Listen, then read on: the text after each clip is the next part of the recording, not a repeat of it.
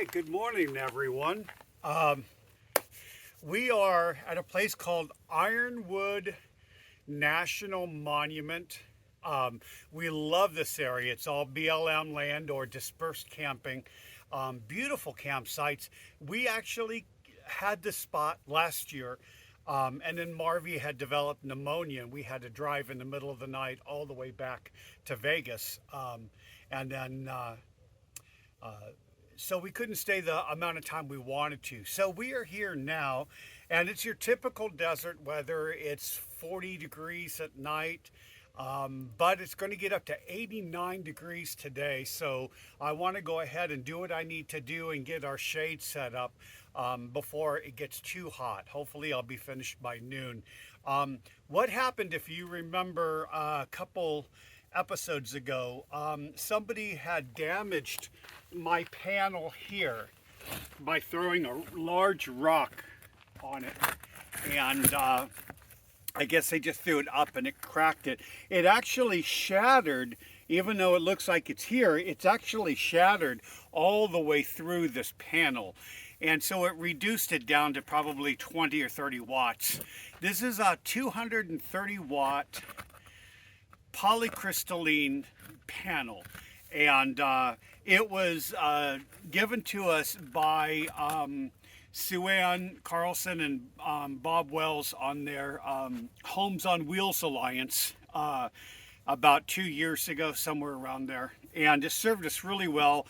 We had a small Milwaukee 500 watt lithium solar generator, and it worked out really well. So I hate to see this go, but I want to thank Homes on Wheels Alliance anyway, just to let you know that the work that you've done really helped us out when we needed that extra power. So thank you, but we're going to have to take this somewhere where they can recycle this.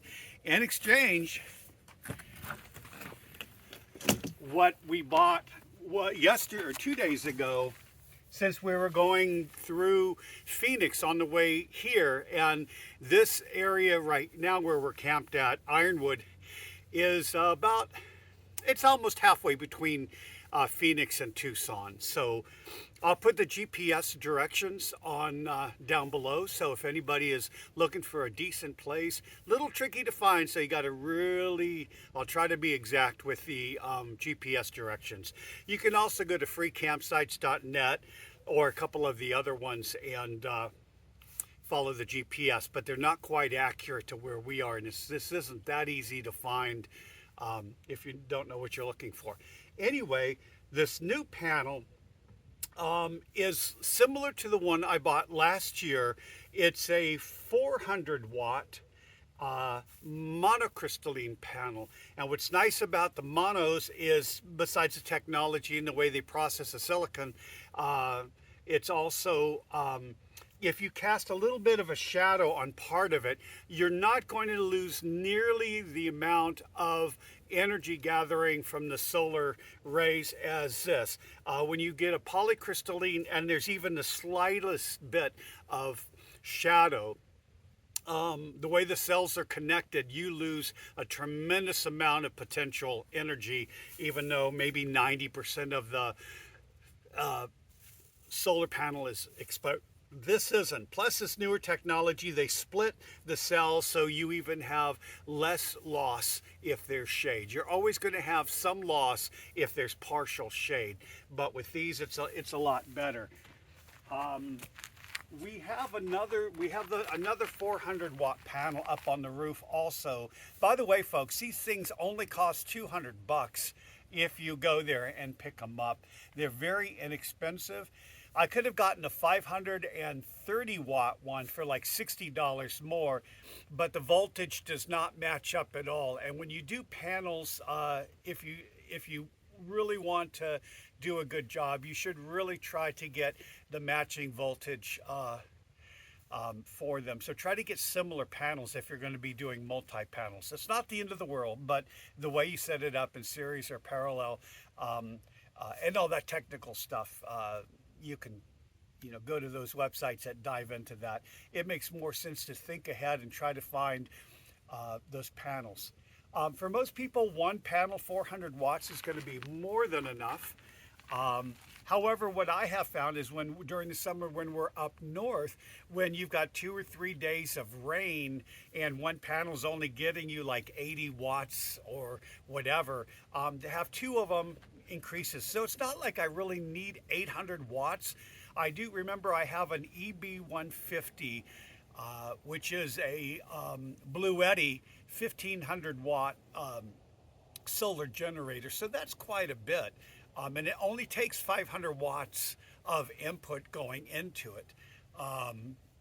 However, again, I don't think I'm always going to be going over 500 or 600 watts, even between the two of these, especially in the summer or winter when we're down here and the sun's lower, or up north when it's really cloudy. But anyway, this is a new one. It's quite a bit longer. It's 78 inches long, I think, so it's going to kind of go off the end. So let's go ahead and put this guy up, and we'll give you a lot of shots of this area and us doing it.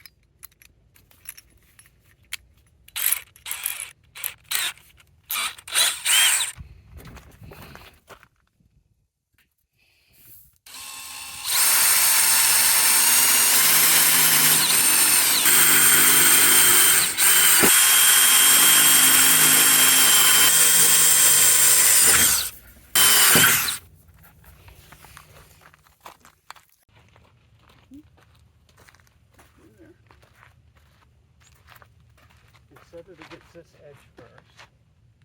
Make sure you hit that lip. No, you got it too far over. Lift it. There you go. Down. No, up. Right there. Slide it over. Drop it down.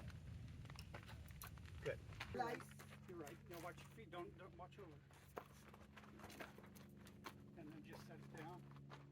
Right there. Set it down. Just like that. Now you need to help me with a lot of that weight. Okay, come on. Wait, okay. I got the hook.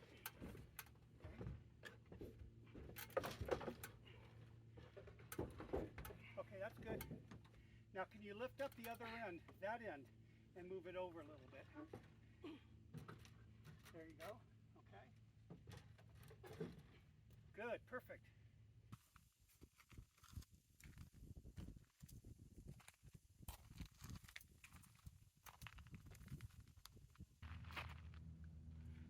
Okay, I think we did it. I think we did a pretty good job of lugging that 400 watt solar panel up and putting it up. And we've got the older one we're going to take and try to recycle somewhere in Tucson. Thanks everybody for watching. Be sure to like and subscribe. Hit that little notification bell. That way you'll know when we have any new videos. And again, hats off to our Patreon supporters. We really do need your support and we really do appreciate it. So until next week, we'll see you guys down the road.